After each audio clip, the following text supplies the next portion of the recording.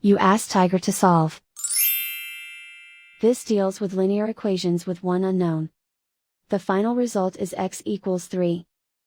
Let's solve it step by step. Group all x terms on the left side of the equation.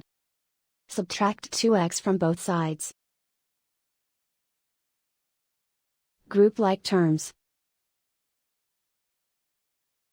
Simplify the arithmetic. Group like terms. Simplify the arithmetic. Group all constants on the right side of the equation. Add 5 to both sides. Simplify the arithmetic.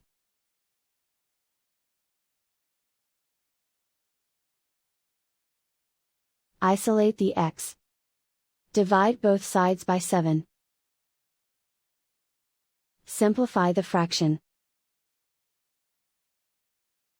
Find the greatest common factor of the numerator and denominator. Factor out and cancel the greatest common factor. And so the final result is x equals 3.